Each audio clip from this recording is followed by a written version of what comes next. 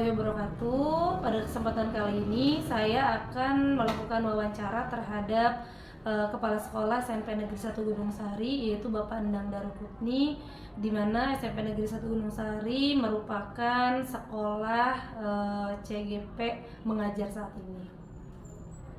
Assalamualaikum Pak. Waalaikumsalam warahmatullahi wabarakatuh. Bagaimana kabarnya hari ini? Alhamdulillah sehat, mudah-mudahan ibu juga sehat. Bapak, sebelumnya saya ucapkan terima kasih untuk waktu yang diberikan. Kemudian saya juga minta izin untuk melaksanakan wawancara ini karena akan ada beberapa pertanyaan yang akan saya tanyakan kepada Bapak berkaitan dengan pengalaman Bapak sebagai seorang pemimpin dalam pengambilan keputusan. Ya, Bu Adalia, ya insya Allah dengan senang hati dan welcome. Ya insya Allah siap untuk bisa diwawancara dari apa yang sudah direncanakan. Bapak, selama Bapak menjadi kepala sekolah, tentu Bapak sering menemukan permasalahan yang membuat Bapak dilema untuk mengambil keputusan. Seperti apa, Pak? Ya, sudah pasti kepala sekolah akan berhadapan dengan itu. Semua persoalan atau permasalahan yang ditemui di lapangan itu pasti variatif, berbeda persoalannya, berbeda juga objek penyelesaiannya.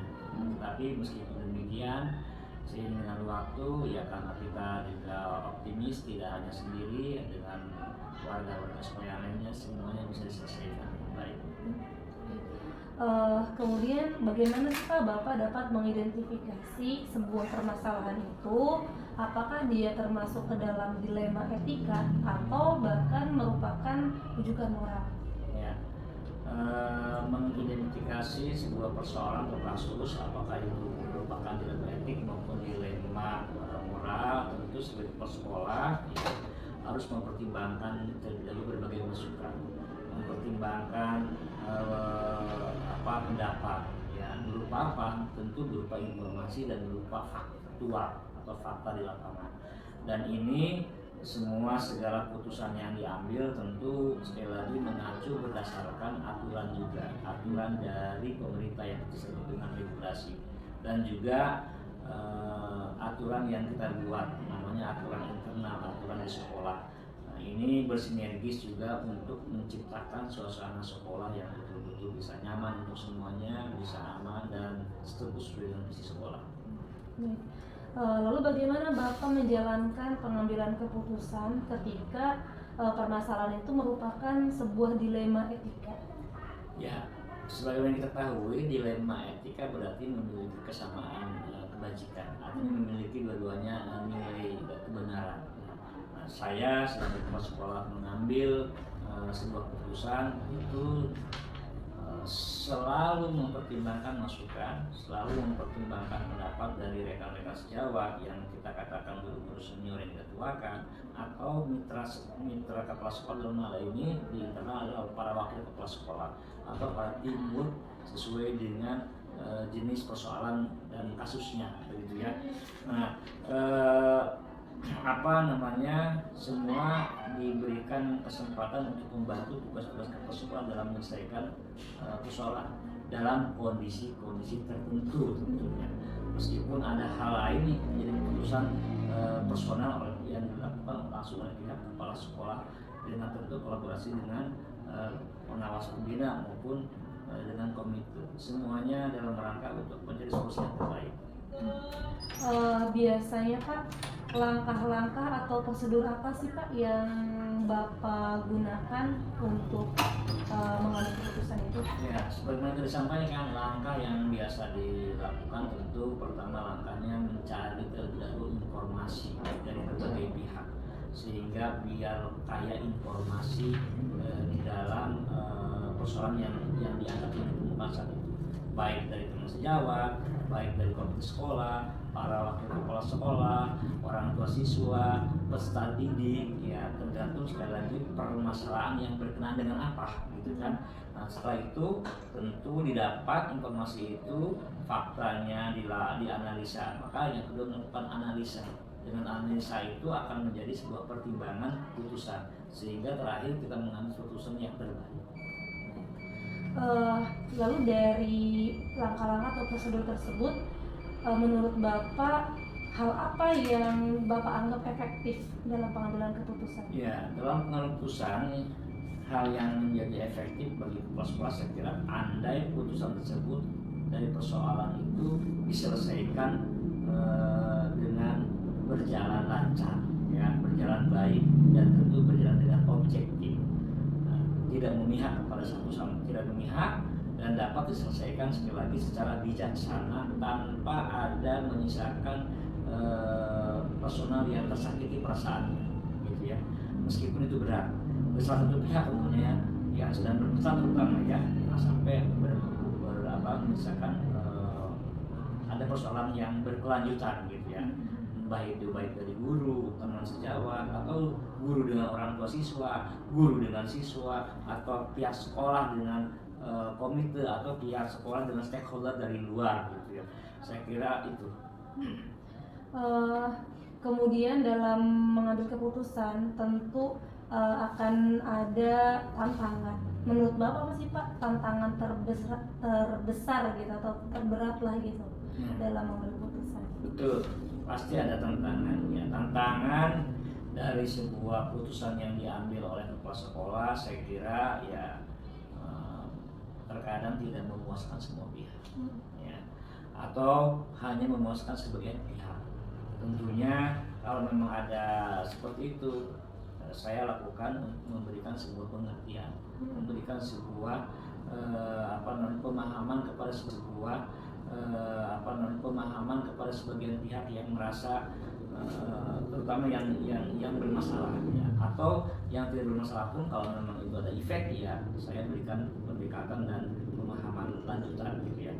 Nah, saya kira itu yang dilakukan ya, semuanya dilakukan dalam keputusan agar sekali lagi semuanya bijaksana dan untuk semua pihak. Lalu Pak, selama ini ketika mengambil keputusan, apakah Bapak memiliki waktu tertentu gitu untuk menyelesaikan? Ya, kalau memang berhubungan erat dengan kasus dilema etik, saya kira biasanya melakukan penjadwalan ya, di dalam menyelesaikan. Meskipun ada beberapa saya kira beberapa kasus tertentu dilakukan secara langsung oleh kepala sekolah, mempertimbangkan waktu dan mempertimbangkan juga kondisi dan situasional ya. Atau misalkan juga ada beberapa putusan yang diambil ya ketika saya mengambil sebuah solusi dengan jadwal memanggil secara bergantian yang bersangkutan, terutama yang pihak yang bermasalah tentu akan saya panggil secara bergantian ya, secara terjadwal juga gitu. Sekali lagi kembali kepada jenis persoalannya, jenis permasalahannya, biar semuanya bisa berjalan dengan baik dan bijaksana. Lalu Pak, di dalam pengambilan keputusan itu apakah ada faktor atau mungkin seseorang yang Bapak anggap dapat membantu Bapak, memudahkan Bapak mengambil keputusan? Ya, selain keluarga yang cukup mendukung ya, dari tugas Bapak sebagai kepala sekolah saya kira ya, juga tidak kalah penting dengan rekan sejawat ya, dan warga sekolah secara umum saya kira baik pendidik, tenaga pendidikan serta didik maupun orang tua ya, karena itu yang perlu kita mintakan untuk kerjasama ya, mintakan kekompakannya sebagai sebuah tim dalam setiap pengambilan keputusan terkait penyelesaian kasus-kasus yang ada ya, itu yang berkenaan dengan dilema etik maupun ditujukan moral. Kemudian Pak, dari sekian pengalaman Bapak mengambil keputusan itu, apa sih Pak pembelajaran yang bisa Bapak ambil? Ya, pembelajaran yang bisa diambil ya banyak sebenarnya, tapi setidaknya dari pertama kita bertugas sebagai kepala sekolah di sini sudah cukup 2 tahun lamanya, saya kira ya banyak pengalaman yang didapat ya, sebagai seorang pemimpin sekolah ya, saya mengambil pelajaran bahwa betul-betul dituntut untuk bisa menyelesaikan semua persoalan, semua permasalahan yang kompleks sekalipun gitu. Dan itu harus bahkan wajib diselesaikan oleh kepala sekolah. Berarti pengalaman ini pembelajarannya adalah belajar memecahkan masalah yang kompleks Iya. gitu kan. Menjadi problem solver, ya. Tidak lepas dari sebuah sekolah itu tidak lepas dari masalah, ya. Tetapi semua masalah itu pasti ada solusinya, ada caranya. Kita yakin karena memang kita orang yang beriman, ya, Allah tidak akan memberikan masalah kepada hambanya kecuali hambanya itu bisa menyelesaikannya. Artinya apa? Allah aja meyakini bahwa kita bisa menyelesaikan. Semakin kita diberikan masalah, semakin besar kita ujian, maka semakin kita meyakini bahwa kita bisa menyelesaikannya. Baik, Maka Pak. jangan lari dari masalah. Baik Pak, jadi itu saja mungkin yang saya tanyakan berkaitan dengan pengambilan keputusan. Saya kira ini adalah perbincangan yang sangat luar biasa. Saya juga bisa mengambil pelajaran dari pengalaman Bapak gitu kan, mungkin untuk saya terapkan juga ke depannya seperti itu. Ya, kembali terima kasih Ibu CGP. Yang pasti dimanapun kita berada, kapanpun, anywhere, kita tetap harus menjadi solutor, menjadi pemberi solusi terhadap persoalan yang ada, baik untuk diri juga untuk orang lain. Ingat, mengambil sebuah putusan itu sebuah seni, begitu juga menyelesaikannya dari sebenarnya sebuah seni. Maka biar seni itu kita berendingnya dengan indah, jangan lari dari itu. Baik Pak, terima kasih banyak.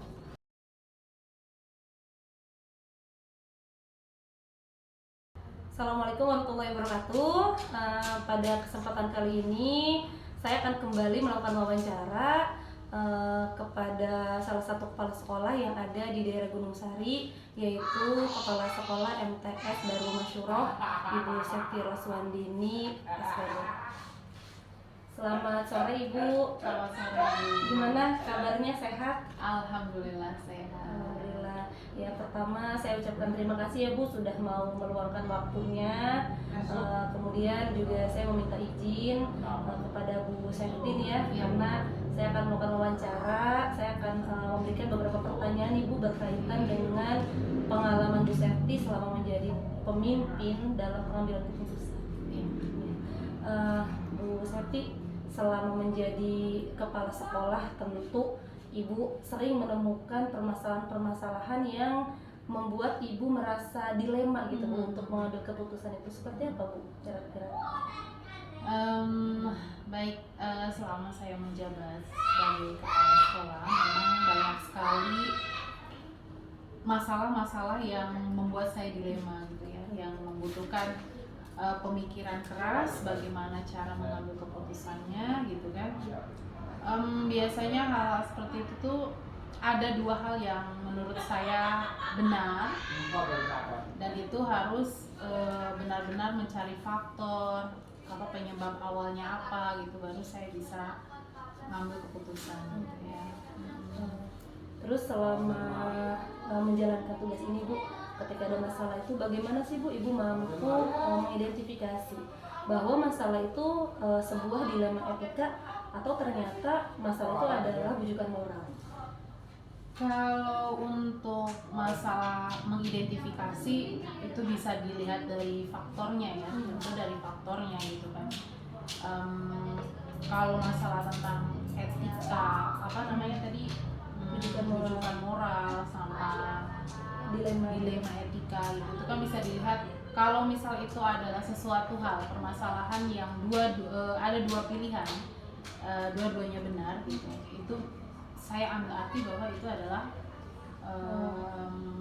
dilema etika gitu. Kalau misal itu adalah lebih kepada harus menguras emosi gitu ya, lebih kepada subjektif, itu lebih kepada bujukan moral.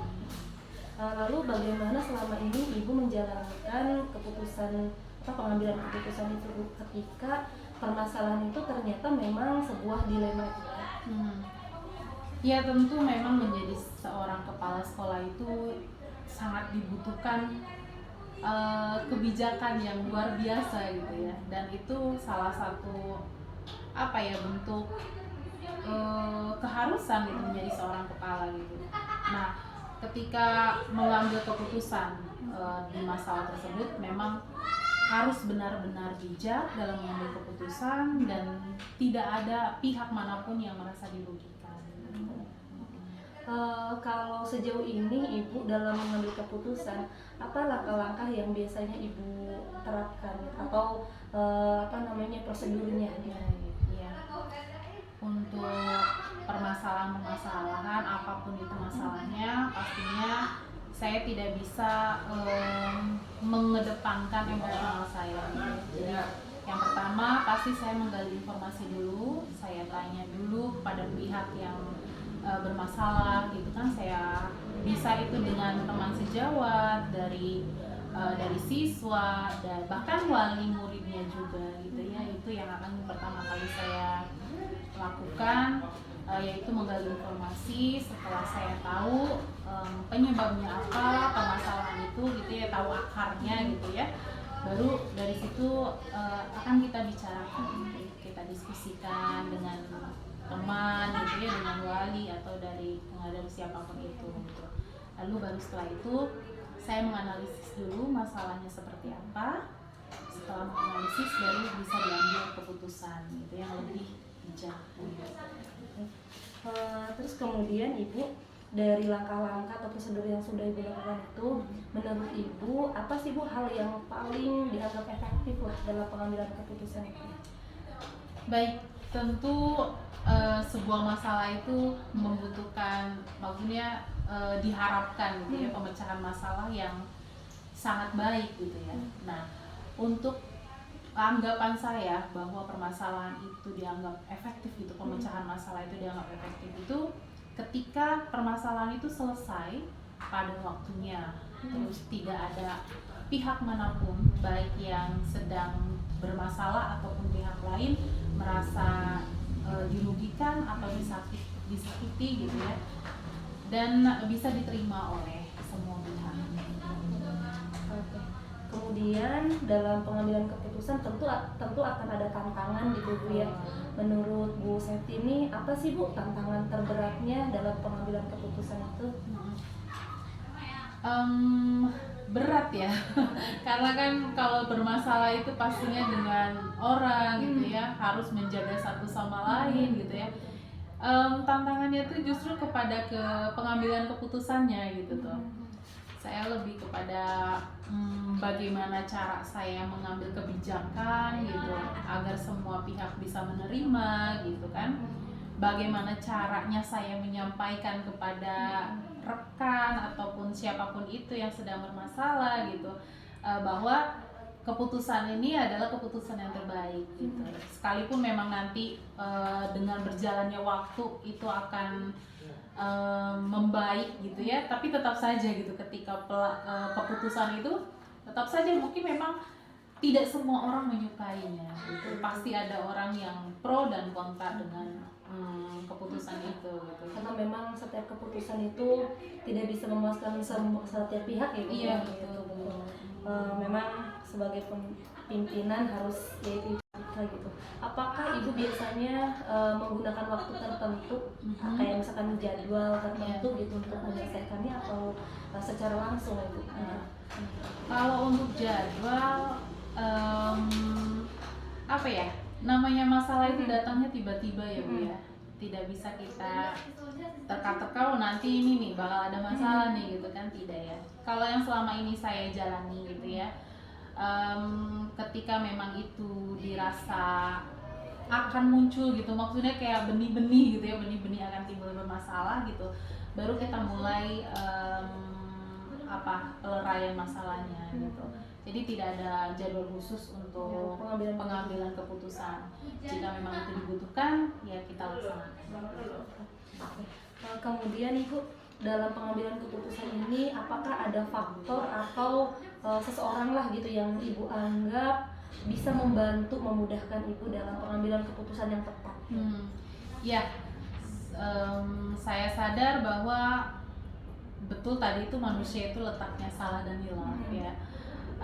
Terkait dengan itu pasti saya membutuhkan orang lain, dan alhamdulillah di sekeliling saya itu sangat mendukung dengan profesi saya, juga bisa membantu dengan pengambilan keputusan-keputusan yang mungkin saya harus tegakkan gitu ya di sekolah ini. Satu pastinya dari keluarga. Dari keluarga adalah support system yang paling utama gitu ya buat saya untuk profesi saya ini. Terus juga dari teman sejawat, terus dari dari ketua yayasan, dari yayasan gitu, juga dari pihak pengawas. Dari pihak pengawas seringkali ketika saya menghadapi masalah yang menurut saya sangat pelik gitu ya, saya butuh masukan dari pengawas gitu. Iya. Jadi banyak sekali faktor atau orang-orang yang bisa membantu ibu ya di dalam pengambilan keputusan ini. Ibu dari pengalaman ibu di selama ini mengambil keputusan, kira-kira apa sih Bu pelajaran yang bisa ibu ambil ya? Iya, banyak sih ya, pelajarannya banyak sekali. Tapi satu diantaranya yaitu memberikan saya pelajaran bahwa saya harus lebih bisa menganalisis permasalahan, harus bisa berkomunikasi dengan baik gitu kan, agar tidak terjadi masalah-masalah berikutnya gitu kan.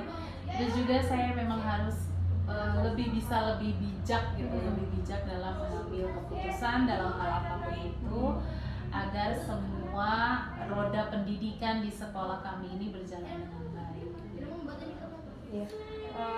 Jadi Bu, dari sekian permasalahan itu memang tidak mudah ya Ibu ya untuk mengambil keputusan, karena Ibu bilang tadi mungkin keputusan Ibu itu harus sesuai dengan visi sekolah gitu kan, agar pendidikan ini terus berjalan seperti itu.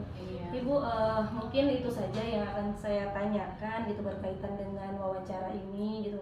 Saya ucapkan terima kasih juga Ibu sudah bersedia membagi pengalamannya.